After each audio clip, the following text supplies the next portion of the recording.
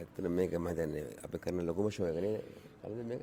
මේ බීසන් සෙන්ටර් එක තියෙන්නේ බර්වුඩ් නිසා ඒක හරි සෙන්ටර්. එය මාතින් මෙහෙවන්නට ලැබීම මගෙත් සතුටට භාග්‍යයට හේතුවක් කියලා මම සලකනවා.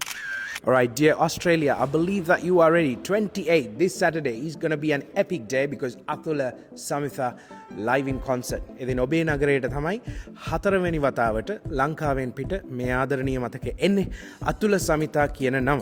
එහෙම කියනකොට අපි ඉන්නේ මේ කෙරුවාව සිද්ධ වෙන තැන. බීසන් සෙන්ටර් බර්වුඩ් වල. ඉතින් වැඩි විස්තර දැනගන්න කලින් මේ වැඩේ කරන පිරිස, රහ කරන පිරිස මෙතන ඉන්නවා. ඒගොල්ලන්ටම කතා කරොත් රහයි කියලා හිතුණා. දැන් කතා කර ඉන්න අතරේ ආදරණීය අතුල අයියන්ඩිය මෙතන ඉන්නවා. අතුල අයියේ අපි ලස්සන අත්දැකීම් තුනක් අරගෙන ඒ සේවල මතක අරගෙන අපි එනවා මෙතෙන්ට මෙල්බර්න් වලට. කොහොමද දැනෙන්නේ? ඇත්තට මේක මම හිතන්නේ අපි කරන ලොකුම ෂෝ එක නේද? කවුද මේක? මෙල්බර්න් තමයි වැඩිපුර ක්‍රවුඩ් එකක් ඉන්නේ. දන්න තරමින් මෙල්බර්න් තමයි මේ ලොකුම ෂෝ එක කරන්නේ. ඒක තනක් කට්ටියට බලන්න පහසුයි. මේකයි.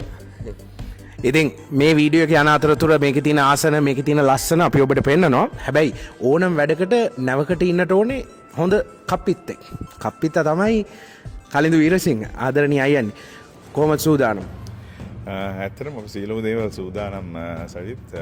මොකද ද බේසන් සෙන්ටර් අපි තෝරගන්නත් හේතුව අපේ මෙල්බර්න් පුරාවට විසිරලා ඉන්නවනේ අපේ ශ්‍රී ලාංකිකයින්. ඉතින් ඒ රසිකයන් අතුල සමිතා රෝහණ වීරසිංහන් කවි මේ සියලුම දෙනාගේ. ඉතින් ඒ හැමෝටම මේ බීසන් සෙන්ටර් එක තියෙන්නේ බර්වුඩ් නිසා ඒක හරි සෙන්ටර්. ඉතින් අර එක පැත්තකට බයස් නැහැ. ඉතින් ඒක නිසා ඔක්කොටම එන්න පුළුවන් පාසු තැනක්. ඉතින් දැන් මේ වෙනකොට මම හිතන්නේ ප්‍රවේශ පත්‍ර කියන්නේ සෑහෙන පොඩි ප්‍රමාණයක් තමයි ඉතුරුලා තියෙන්නේ. 750කට වඩා ඉවර වෙලා තියෙනවා.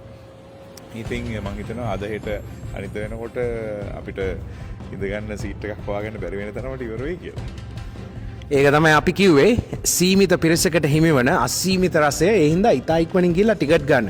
එතකොට සංගීත සාධාරණයේ මේ වැඩසටහන් පුරාවටම කරේ ආචාර්ය රෝහණ වීරසිංහන්. රෝහණ සර් ඉන්න තැන රෝහණ සර්ගේ හඬින්ම ගන්න පුළුවන් නම් මේ පණිවිඩය මෙල්බර්න් දැනෙන විදිය සර් ලස්සනයි. බීසන් සෙන්ටර් එකේ මම හිතන්නේ තුන්වෙනි වතාවට වගේ මම සංගීත පවත්වන්නේ. ඒ වගේම තමයි ඕස්ට්‍රේලියාවේ ආචාර්ය පණ්ඩිත අමරදේවයන්, ආචාර්ය වික්ටර් රත්නායකයන්, ආචාර්ය නන්දමාලි, ආචාර්ය සනත් නන්දසිරි වැනි බොහෝ පිරිසක් සමග මගේ ගීත ගායනා කරපු ඊට පසු පරපුරේ සෑහෙන පිරිසක් සමග මම මෙහි ආදරණීය රෝහණ ප්‍රසංග කීපයක් පවත්වලා තියෙනවා. ඉතින් නමුත් සමිතා සහ අතුල සමග මම ප්‍රසංගයක් හැටියට පවත්වන්නේ විදේශ රටක මුල් වතාවට. ඉතින් ඕස්ට්‍රේලියාවේ ඒ අතින් භාග්‍යවන්ත වුණා මේ අතුල සමිතා මුල් වතාවට කරන ප්‍රසංගය ඕස්ට්‍රේලියාවේ පැවැත්වීමත් එය මාතින් මෙහෙවන්නට ලැබීම මගෙත් සතුටට භාග්‍යයට හේතුවක් කියලා මම සලකනවා. ඔයයි සර්ප්‍රයිස් ඇක්ට්ස් කීපයකුත් තියෙනවානේ. ඒවා අනිවාර්යෙන් ඔව් ඒවා ඔයගොල්ලන්ට සමහර ඒවා නම් කියන්න බෑ. ආවට පස්සේ බලන්න පුළුවන්. හැබැයි අපි දැනටමත් දන්නවා පොලිවිත් සච්. ඊට පස්සේ එතනින් ගියාට පස්සේ කොන්සලාගේ ඩාන්සිං ඇකඩමි එකේ ඉන්න ළමයිගේ ඩාන්සස් වගේ තියෙනවා. එතකොට තව පොඩි විශේෂ අවස්ථා ටිකක් තියෙනවා. ඒ එන්න ඇවිල්ලා අපිත් එක්ක ඉඳලා බලමු.